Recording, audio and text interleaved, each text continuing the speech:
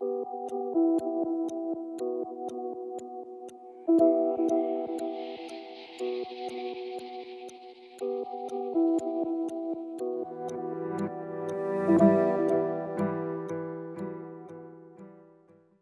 eh. Oh, ikaw.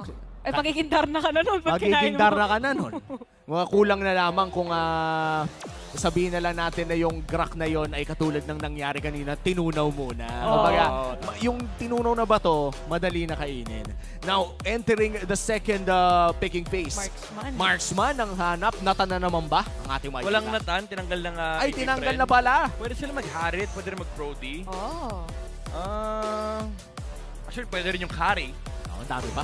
Decent. I think last week Marksman. Ay, ito, pakits.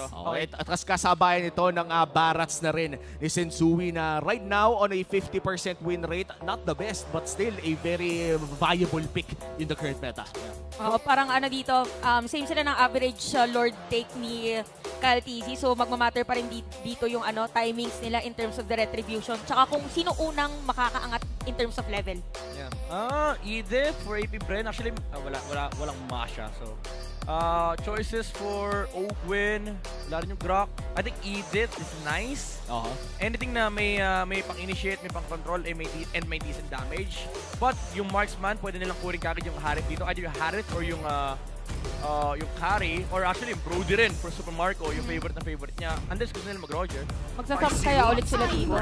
Roger. Ayan na nga. Edith Roger. The Edith and Roger locked in. Mukhang may kalaban na si Wolf sa mga YouTube videos. Ito naman. Kung may Wolf 100% prediction rate na thumbnail, may nakalagay na rin. Midnight. 100% prediction rate. Harit yung maganda rito for Blacklist International. We've seen this from AP Bren as well, na yung Harit sinasagot na sa Roger with a Thunderbolt build-up para meron kang physical defense. And yung mobility na meron ka sa teamfight, hindi ganun kadali for AP Bren to handle the Harit in those clashes. Lalo pat may repositioning spell with the final slash. Tapos naalala ko nga, ngayon na nakikita ko magkatabi yung Pakito at saka Barats, naalala mo pa ba yung meta na kina-counterpick yung Pakito XP with a Barats pick? Iba pa yung Detonas welcome dun eh. Duduraan ka lang dyan kasi. Tapos pag lumapit ka, Eto na, Harit ba talaga? Brody, Harit. Mukhang ayan na. Ayan na. Para sa mga content creator dyan, alam nyo na, 100% prediction rate, midnight.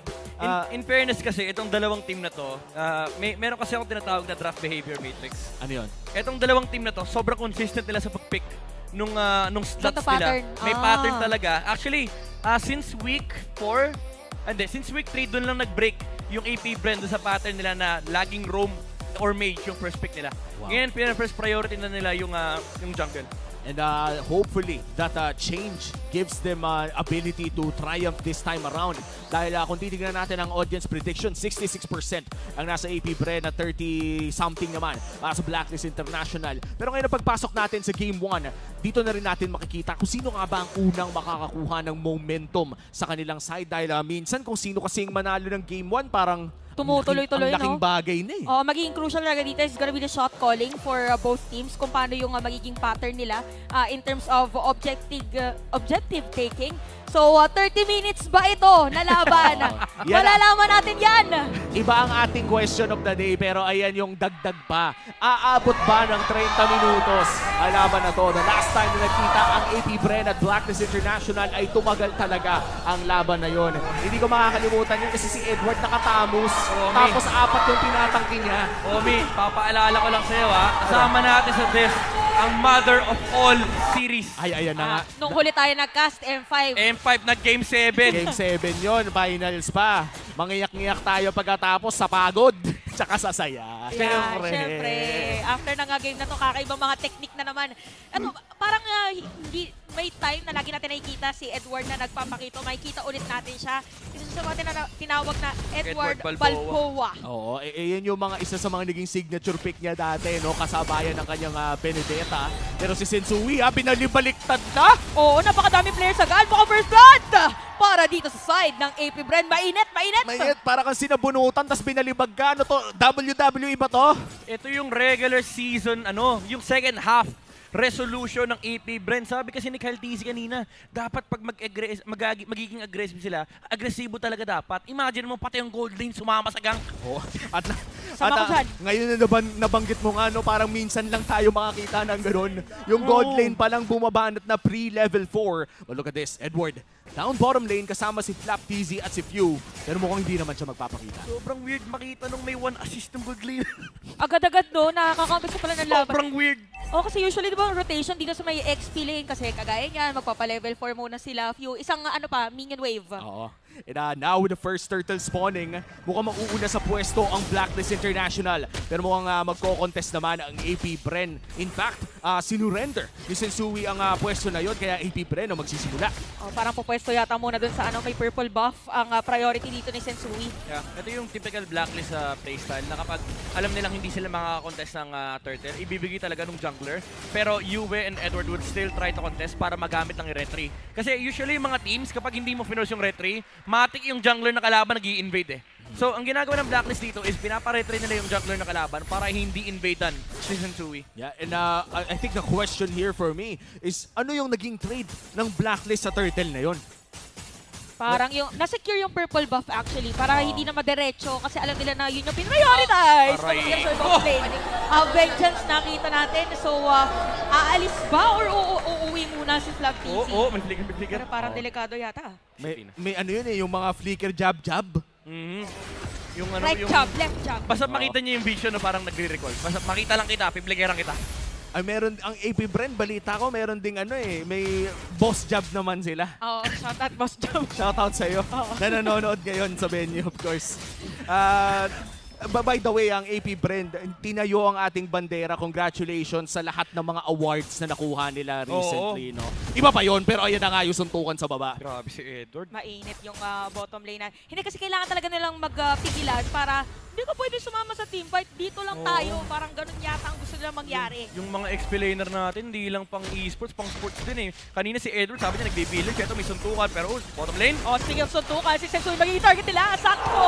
Patay sa kamay dito ni Omen. 4 na players ng AP Bren na nandun sa baba. Ayan na nga yung yung mga yu na ang sakit talaga sa mga tank. Pero mukhang may invade na magaganap. AP Bren securing a 1K gold lead early on in this game. Ito na yung typical Fredrin playstyle. Bigyan mo ng early game sa kabilang side na ng jungle nagpa-farm. At yun yung mga sabihin na lang nating strategiya na talagang binabato ng ating mga aggressive teams na tuwing may tsansa na mangnanakaw talaga. Probably siguro nakita din kasi nila yung pattern na mas pinipili din ay secure muna yung purple buff. So -1 na agad para ma-lure din dito sa may turtle objective yung ating mga players. So this time around, Blacklist International ay parang magko-contest din dito sa pwedeng kuhanin objective. Yeah. Surprisingly, hindi nalulugi si Sensui pagdating sa XP. It's not that far away from Kyle TZ actually, considering na may turtle na nakuha rito yung friend kanina, Kimpoy. Okay, nakita natin na merong final splash para kay Kimpoy. Merong vengeance, pero nga alam matatalian. Pero Kyle TZ pa rin makakakuha din ng pangkong. And you will get the kill against Kimpoy. At nakikita natin ngayon ang domination ng AP Bren with 2K goal lead. Retribution was used by Kyle TZ, pero hindi siya pipigilan ng kanyang kakampi. Sensui, na-cancel ata yung kanyang ulti. Hahabulin yata ng mga players dito ng AP Bren at hindi na makakatakas pa. That is another kill para dito sa mga bees. Unfortunate na hindi ko alam kung na-cancel ba o nauntog, pero nawala yung crowd control immunity. But for Blacklist International, looks like they're slowly losing grasp of that early game. At si Oheb ngayon nanganganib na rin. Yeah, ang mahirap dito is ito na lang yung winning matchup sana ng Blacklist International. Medyo may luck factor din itong lane na to kasi nasa side ni Super Marco yung gold crab. So napupunta sa Roger yung additional gold para makalamang doon sa laning stage. Okay, kita natin na second time around na mukhang aagawan ng AP Bren pero ginamit ng dito na welcome. At masesecure ni Sensui ang kanyang purple buff this time around. Yun yung pinaka-no counter eh. Paano ba naman mare-retry kung nasa loob mo na? Diba? Yan yung sinasabi naman dyan eh. Kainin mo retry ko. Yun yung pinaka-potent na Barats combo. At ngayon naman si Ogwen ay manggugulo sa loob ng jungle ng Blacklist. But may narinig ako Conceal Kimpoy. Okay, bibigyan na ng information para sa kanyang mga kalaban. At grabe din, by the way, naging zone na nangyari doon sa may bottom lane sa mga XP laners natin. Merong Shadow Stampede. And you with a killing spree para dito sa AP Bren. Naiwan ata. Alam mo yung parang sumakay na kayo ng kotse tapos hindi pa pala nakasakay yung isang tropa nyo. Oo. Naiwan pala. Naiwan pala. Nagsasapatos pa. Sobrang daming pressure spots na nilalagay ng AP Bren. Nawawala yung atensyon ng Blacklist International. Yung gold lane nila naiwan doon sa may top lane, pero si Super Marco nakakuha na ng tower sa may mid lane. And unfortunately, di makasagot yung Blacklist kasi kailangan din nilang protektahan yung farm ni Sensui. And I think my observation here is yung mga slight na hesitation ng Blacklist International yung kinakain ng AP Bren eh. Yeah. Yung tuwing nag-hesitate sila parang si Eto na. AP Bren tuloy-tuloy lang. Oh, eto parang hindi yata sila sure kung papasok sila. So ganun. Feeling ko for Blacklist International, pinaka magiging strength nila later on is gonna be Edward. Dahil pag nakakuha na siya later on ng ibang objectives ay pwede dumiretso. Pero speaking of objectives, makasecure ngayon ng AP Bren ng another turtle. So all 3 turtles sa kanila napunta. May retry pa si Kyle TZ at mukhang yung purple yung nais. Kanina pa natin nakikita na ganito ang nangyayari. So, final slash para kay Kimpoy. Wala kang walang damage para sa kanila. At masesecure pa nga dito ni Kyle at GC. Edward is here. Doon sa mga jobs na sinasabi natin. Pero AP Bren ay tuloy-tuloy lang na mag-zone at mga players. Ginamit rin dito ang curtain call. At mag-zone out nga ang players dito ng Blacklist International.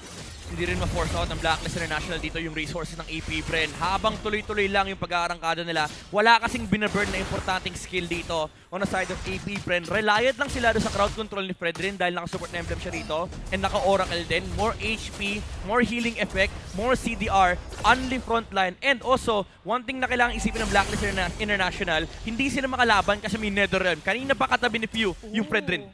And napakadinis ng execution so far for AP Bren. Kung sino ang kailangan hulihin, nahuhuli nila. And now Ogwen forcing once again the Detonas welcome. Nagiging Detonas exit na. Kailangan na umalis. Pero si Edward sa may top lane. Look at Flap Peasy. Zoning out this Pakito. At medyo lumiliit ngayon ang mapa ng Blacklist. And habang lumiliit ang mapa ng Blacklist International, patuloy namang lumalaki ang gold lead ng AP Bren. But this might be the chance. Ogwen knocked back. Pero mukhang hindi i-go ng Blacklist International. A growing gold lead of 6,000 at mid lane naman ata at top lane ang gusto ng AP Bren. Feeling ko bakbakan na naman to sa may Lord Objective. Pero tingnan natin si Yue mapipilitan na mag-flicker out. Si Sensui dito pwede maging target nila pero ginamit na ang Astral Echo. And Kimpoy magsiset up ba? Hindi, aalis na lang muna. Dahil meron nga namang purple buff na pwede kuhanin. Pero 8 seconds gagamitin ba ni Sensui dito ang kanyang retry? Malalaman natin yan pero parang walang gumamit para sa ating mga junglers. At si Calvin yung sakit ng Appraiser's Wrath against Ohib. Parehas cooldown ng retribution ng dalawa doon at nakuha pa rin ni Kyle TZ. Both retributions are up for this first Lord of the game. Pero mukhang hindi napapalagpak ang Blacklist International as AP Bren. We're already calling this but this might just be kung hindi tatama kay Yue. A free Lord. Oh my goodness. AP Bren. Primary form. Again, binanggit kanina sa Keys to Victory, yung winning ways nila. Kailangan nilang clean start. And ito nakikita natin, bumalik sila. Typical na laro nila, yung controlled aggression. Conceal play on the bottom lane, Edward. Kunti ka na pero makakatakas. Okay, nagamit dito ng Edward by the way, yung kanyang flicker. At Torre masisira dito sa may bandang ibaba. At ang ganda ng ginawang rotation doon ng AP Bren. They used to conceal to apply pressure habang tumutore si Marco. Yeah, ito yung typical AP Bren playbook. Dalawang step lang yan. Zone, let Marco push. Ganun lang yan. Ganun lang kasimple. And yung zone sobrang effective kasi sobrang badass nung kanilang jungler na si Kyle TZ. Talagang sagad-sagad yung paggamit ng kanyang hero and dahil din naka-support emblem, parang ang hirap din niya patayin for Blacklist International kasi may katabi nga Netherrealm. Okay, naka-ready yata dito. Madedepensahan pa ng Blacklist yung Torre dito sa may bandang gitna. Merong energy eruption. Pero aalis muna at aatras sa mga players ng Blacklist habang yung Lord ay dadaan dito sa may top lane. Big push here coming in from AP Bren. Kimpoy finds Kyle TZ at nabato na rin ang Zaman Force. Oheb half HP. Saan nang gagaling yung bawas na yun? Gagabi, pumipitik talaga. Kaya may pilit na lumayo. And Super Marco Kabong, hindi ka na makakuha ng kill. Habang sa right Tori sa may top lane, madedepensahan yung Lord and AP Bren. Objective after another objective ang pinapakita para dito sa laro. Edward sa baba. Trabaho lang din.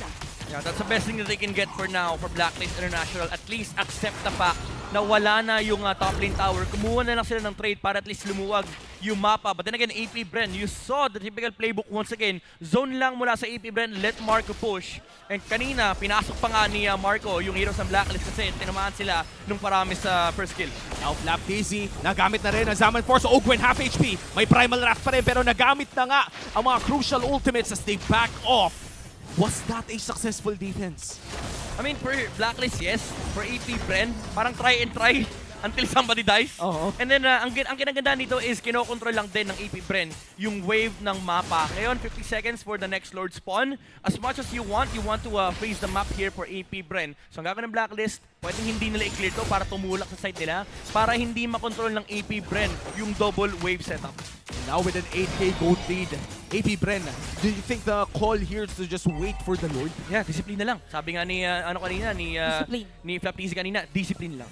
No unnecessary movements. As we've seen all throughout this game, ang ginagawa lang ng AP Bren, zone, take something, some objectives, either yung buff or yung towers lang. Kapag tapos na, back off. Uy, parang delikado yata din si Edward.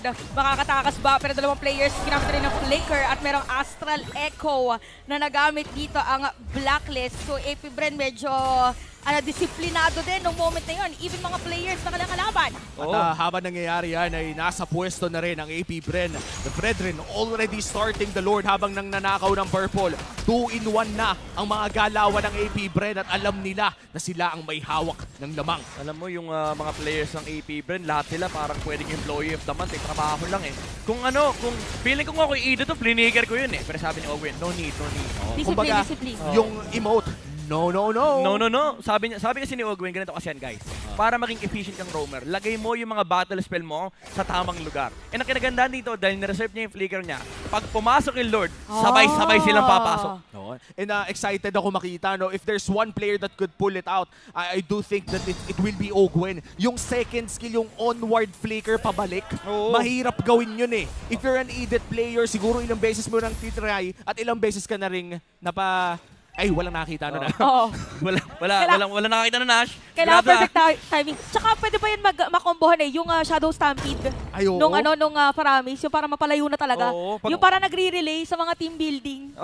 Yung parang nakaka-team building lang kasi ng kuya ko. Shoutout pala sa kapatid ko. Ayun, nanonood ba siya ngayon? Tsaka sa mama ko. Yun, shoutout din sa pamilya ng girlfriend ko nanonood. Pero tama na ang mga shoutout dahil labanan na sa base ng Blacklist. Nangangalahati yung buhay, malakita natin. May ginamit ng Final Slash. Netherrealm ang sagot dito na AP Bren. Blacklist International, mapipilitan. Nadumipensa, pero patay din na si Oheb. At mga tower lock na, para din sa mga beast. And umiinyak para kay Super Marco. A clean game from AP Bren. Wala man lang kills na napunta sa Blacklist International. Dominance. That is the word na hinahanap ko kanina pa. Dominance Ice. No, not the Dominance Ice. Pero sobrang textbook. Sobrang classic nung gameplay na pinakita dito ng AP Bren. No unnecessary movement. Calculated aggression. And the